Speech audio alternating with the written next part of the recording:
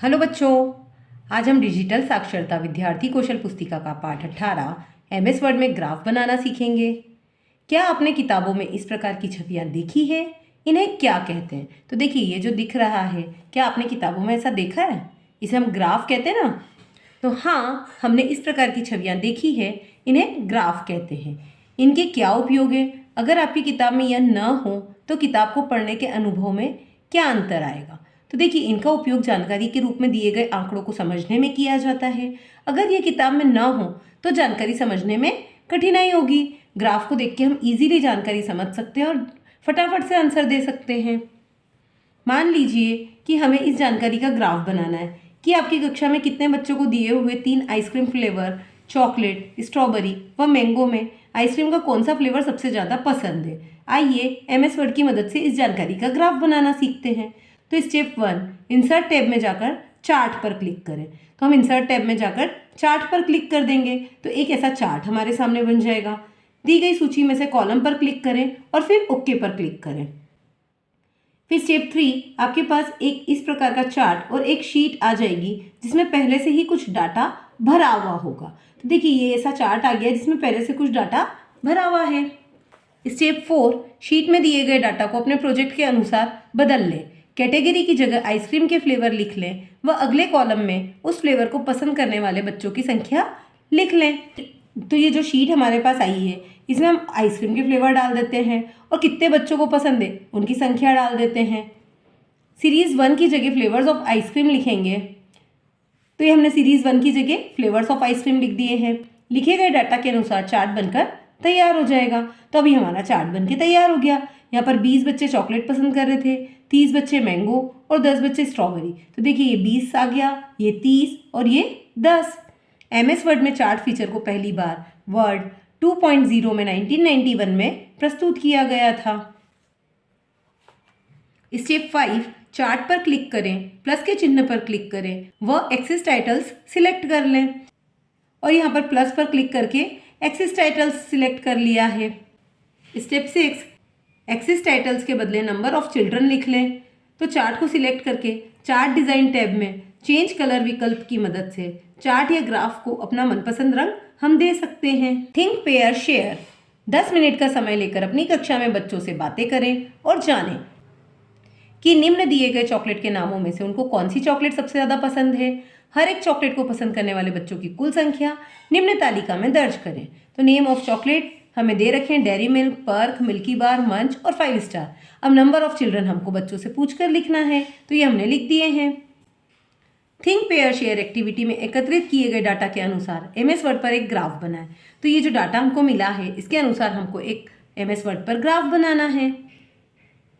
प्रश्न क्रमांक 1, अपनी अंग्रेजी, हिंदी, गणित, विज्ञान व सामाजिक विज्ञान की किताबों में देखें कि किस प्रकार की जानकारियों के लिए ग्राफ का उपयोग किया गया है और क्यों। तो देखिए, हमारी पुस्तकों में ग्राफ का उपयोग मात्रात्मक और गुणात्मक डेटा को कहानी के रूप में या सरलता के उद्देश्य से किया जाता है। इसकी सहायता से जानकारी को आसानी से समझा जा सकता है। प्रश्न क्रमांक 2, डाटा को ग्राफ के माध्यम से दर्शाने के क्या लाभ हैं। तो देखिए, डाटा को ग्राफ के माध्यम से दर्शाने से दिए गए डाटा को समझना आसान और सरल हो जाता है। डाटा में उपलब्ध पैटर्न को समझना सरल हो जाता है। क्या आपने कभी किसी को पत्र लिखा है? कब और किसे? तो हाँ, मैंने अपने भाई को पत्र लिखा था जब मैं कानाकिसली घूमने गया था। पत्र में मैंने कानाकिसली का विस्तृत वर्णन किया था। हाथ से पत्र लिखने की तुलना में एमएस वर्ड में पत्र लिखने से क्या लाभ हो सकते हैं। तो देखिए, हाथ से पत्र लिखने में हम अलाइनमेंट सेट नहीं कर सकते, परंतु एमएस वर्ड में हम अलाइनमेंट का उपयोग कर सकते हैं। एमएस वर्ड में अक्षरों को बड़ा या छोटा आसानी से किया जा सकता है। अपने दोस्त को अपनी कंप्यूटर की कक्षाओं के बारे में बताते हुए पत्र लिखें। पत्र लिखने के लिए दिए गए फॉर्मेट की मदद लें। सबसे पहले योर नेम, तो यहाँ पे नाम लिख देंगे किसी का भी, जैसे कि चंदन शर्मा लिख दिया है। योर एड्रेस, तो विलेज गलियाखेड़ी। सिटी, स्टेट और जिप कोड, तो सिटी है मंदसौर, स्टेट है एमपी और जिप कोड है 458002। डेट, ये हम लिख रहे हैं 12 नवंबर 2025 को।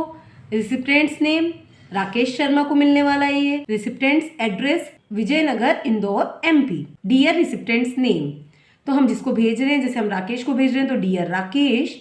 Body of the letter, I am quite well here and hope the same for you, how is your study going. फिर closing phrase, do write me या take care. Your name Chandan Sharma, क्योंकि चंदन शर्मा ने लेटर लिखा है तो यहाँ पे योर नेम में चंदन शर्मा आ जाएगा। पुनरावृत्ति एवं अभ्यास, दिए गए पोस्टर में क्या दर्शाया गया है एवं इस पोस्टर का उद्देश्य क्या होगा, इसे बनाने के लिए किन MS वर्ड के किन टूल्स का उपयोग हुआ होगा। तो देखिए यहाँ पर एक नल दिखा रखा है, यहाँ अर्थ दिखा रखी है और यहाँ सेव वाटर लिखा हुआ है, मतलब हमारी धरती कह रही है कि पानी बचाओ। इस पोस्टर में सेव वाटर का संदेश दिया गया है। इसे बनाने के लिए MS वर्ड में इंसर्ट टैब में जाएंगे, फिर पिक्चर पर क्लिक करके फिर कंप्यूटर डिवाइस या ऑनलाइन पिक्चर से चित्र को सिलेक्ट कर पोस्टर का निर्माण करेंगे। आपने अपने शहर, गांव या घर के आसपास कचरा इकट्ठे होते हुए देखा होगा। उस कचरे को दोबारा उपयोग करके स्थलों को दूषित होने से बचाया जा सकता है। इसके लिए MS वर्ड पर रिसाइकल वेस्ट का एक पोस्टर बनाएं। हिंट, आप MS वर्ड में लेआउट टेप की मदद से पोर्ट्रेट या लैंडस्केप मोड में पोस्टर बना सकते हैं। तो ये लैंडस्केप की मदद से हम पोस्टर बना सकते हैं। प्रश्न क्रमांक 1, MS वर्ड का उपयोग किस प्रकार के डॉक्यूमेंट बनाने में किया जाता है। तो MS वर्ड का उपयोग रिपोर्ट, पत्र, पुस्तक, बायोडाटा, समाचार पत्र, विज्ञापन आदि बनाने हेतु किया जाता है। प्रश्न क्रमांक 2, MS वर्ड में शब्दों को हम किस प्रकार से डिजाइन कर सकते हैं। तो MS वर्ड में शब्दों को हम होम टैब में फॉन्ट और पैराग्राफ फॉर्मेटिंग का उपयोग कर सकते हैं। इसमें रंग, आकार, स्टाइल बदलना आदि का उपयोग कर सकते हैं। प्रश्न क्रमांक 3, निम्नलिखित को यदि MS वर्ड पर लिखकर बोल्ड, इटैलिक और अंडरलाइन कर दिया जाए तो वह कैसा दिखेगा। नीचे दिए गए बॉक्स में लिखकर दिखा है, my house is near a river. तो ये देखिए हमने इसको बोल्ड मतलब मोटा, इटैलिक मतलब टेढ़ा और अंडरलाइन मतलब नीचे लाइन कर दी है। तो देखिए my house is near a river, ये बोल्ड, इटैलिक और अंडरलाइन में लिख दिया है।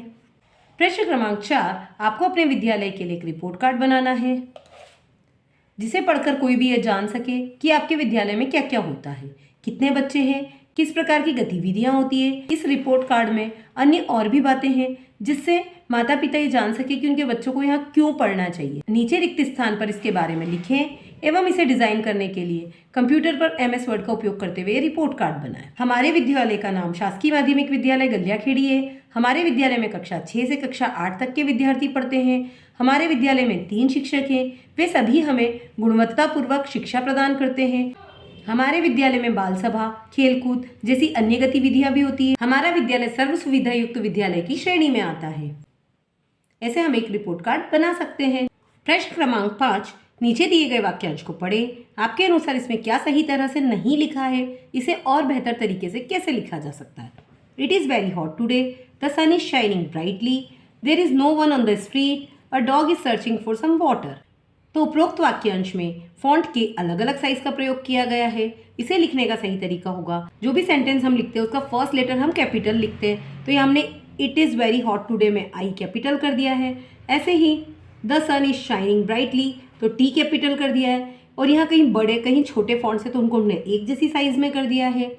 और there is no one on the street, यहाँ पर भी देखिए बीच में कैपिटल वर्ड्स और आगे पीछे स्मॉल वर्ड्स है, तो हमने इन सबको स्मॉल वर्ड्स में कर दिया है, सिर्फ फर्स्ट लेटर को कैपिटल में रखा है।